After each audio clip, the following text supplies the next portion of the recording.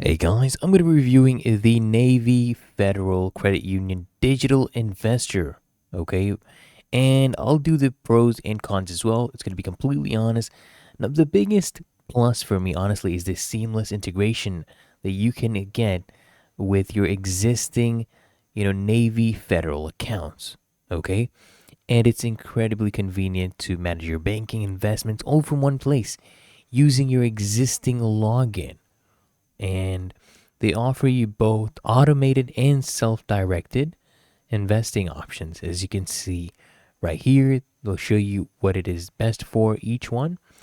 And look at this, okay? Let me show you this. So the fees, they're relatively low, as you can see, $3.5 per month per account, as you can see, or it's $2.5 for active duty check in members, and it's not tied to your balance, which can also be a pro for larger portfolios. Plus, commission free trades for up to 2,000 shares per trade.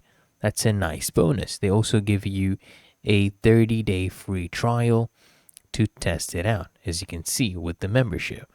Now, by the way, you can get started with just $1. Okay? Now, I'll give you the cons as well. We'll be completely balanced. And first of all, my issue is that while these fees are fixed, for very small balances, that monthly fee can eat into return significantly. If you're only investing a few $100s, a $3.5 monthly fee, it's a high percentage. And also, while they offer you research tools, they're not as robust or, in depth as what you'd find with a dedicated brokerage firm like Fidelity or Charles Schwab. And also, if I'm being completely honest, the customer support for investing, it can be a little bit limited compared to the credit union's traditional banking support. This one heavily relies on chat, so it's not a full service brokerage experience. So keep that in mind while you're making a decision. But if you found this video helpful, make sure you smash the like button and subscribe to frequently asked questions.